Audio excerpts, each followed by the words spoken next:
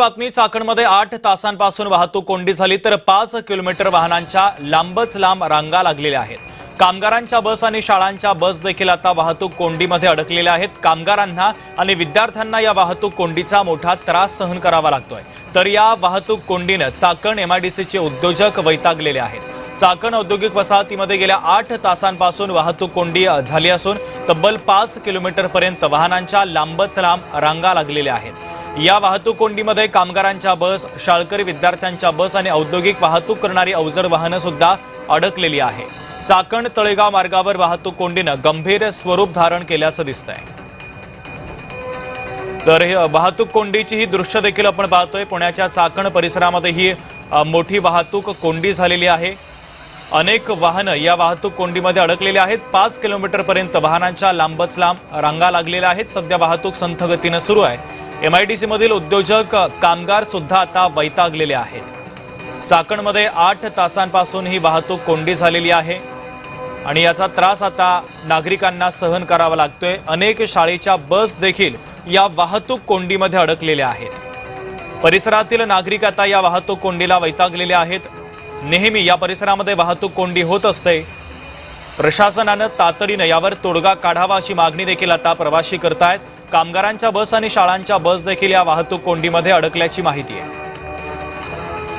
अमोल दरेकर आमचे प्रतिनिधी जोडले जात आहेत। या वाहतूक कोंडीच्या संदर्भातले अधिकची अपडेट आपल्यापर्यंत अमोल पोहोचवत आहे।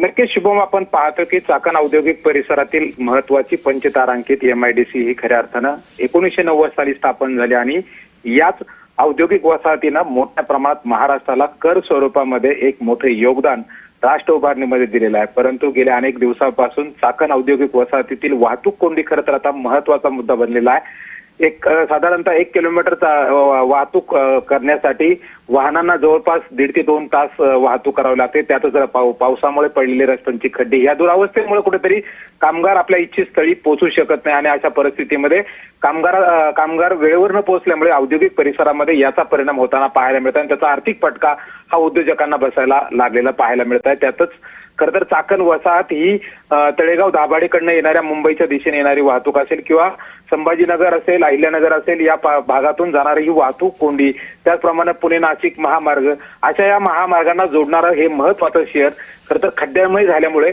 या ठिकाणी मोठ्या प्रमाणात वाहतूक कोंडी होताना पाहायला मिळते। शुभम, आपण जर पाहिलं तर या वाहतूक कोंडीमुळे अनेक नामांकित कंपन्यांना आता खरं तर याचा आर्थिक फटका बसू लागलेला आणि त्यामुळे कुठेतरी या वाहतूक कोंडीचा देशाच्या अर्थव्यवस्थेला कुठे फटका बसतो का अशी परिस्थिती निर्माण होताना पाहायला मिळत आहे। त्यातच स्थानिक असेल, शाळकरी असतील, यांना इच्छित स्थळी जाणं आता कठीण झालेलं आहे आणि वाहन चालकांना मोठी कसरत करून आपला प्रवास या रस्त्यानं करताना पाहायला मिळत आहे। शुभम, निश्चित अमोल, अत्यंत महत्त्वाचे अपडेट या वाहतूक कोंडीच्या संदर्भातले पोहोचवलेले आहेत। तुर्तास धन्यवाद।